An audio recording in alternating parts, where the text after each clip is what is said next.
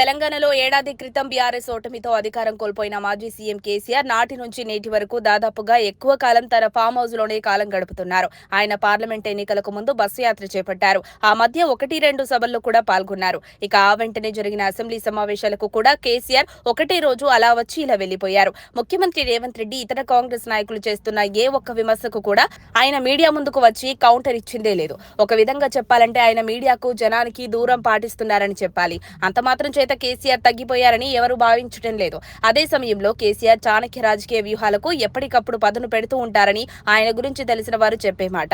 ఇప్పుడు కాంగ్రెస్ ప్రభుత్వానికి తొలి ఏడాది పూర్తవస్తోంది. ఈ సందర్భంగా కాంగ్రెస్ వేస్తున్న తప్పటడుగులతో సీఎం రేవంత్ రెడ్డి ఇచ్చిన బూస్ట్ తో బీఆర్ఎస్ అధినేత కేసీఆర్ లో ధీమా బాగా పెరిగింది.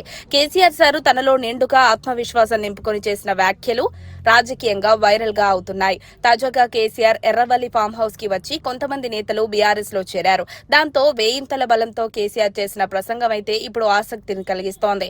మళ్లీ తెలంగాణలో బీఆర్ఎస్ అధికారంలోకి వస్తుందని కేసీఆర్ పూర్తి ధీమాను వ్యక్తం చేశారు. 100% బీఆర్ఎస్ వచ్చే ఎన్నికల్లో గెలిచి తీరుతుందని కేసీఆర్ బల్లగుద్దుతున్నారు. కాంగ్రెస్ ప్రభుత్వం అధికారం చేపట్టి దాదాపు ఏడాది కావస్తోందని ఆయన చెప్పారు. ఈ సమయంలో ప్రజలకు తామేం కోల్పోయామన్నది అర్థమైందని కేసీఆర్ తనదైన రాజకీయ విశ్లేషణ వినిపించారు. దాంతో పాటు ప్రజలంతా బీఆర్ఎస్ వైపే ఉన్నారని, వారు బీఆర్ఎస్ ని అధికారంలోకి తీసుకురావాలని చూస్తున్నారని కూడా ఆయన అనడం గమనార్హం.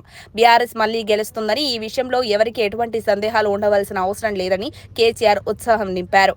ఇక కాంగ్రెస్ ప్రభుత్వంలో బీఆర్ఎస్ నేతల మీద కేసులు పెట్టి అరెస్టులు చేసినా ఎవరు ఫికర్ కావాల్సిన అవసరం అయితే లేదని ఆయన భరోసా ఇచ్చారు. ఇప్పుడు ఎన్నికలు జరిగినా వచ్చేది బీఆర్ఎస్ ప్రభుత్వం అని ఆయన కుండబద్దలు కొట్టారు. ఇటీవల కాలంలో కేసీఆర్ ఈ తరహా ధీమా అయితే వ్యక్తం చేయలేదు. మరి ఏడాదికే కాంగ్రెస్ ప్రభుత్వం మీద వ్యతిరేకత వచ్చిందని కేసీఆర్ కి అర్థమైందా? ఆయన దగ్గరున్న అంచనాలు ఆ విధంగా ఉన్నాయా, లేక పార్టీ శ్రేణులను ఉత్సాహపరిచేందుకు ఆయన ఈ మాట అంటున్నారా అన్నది ఆసక్తి రేపుతోంది.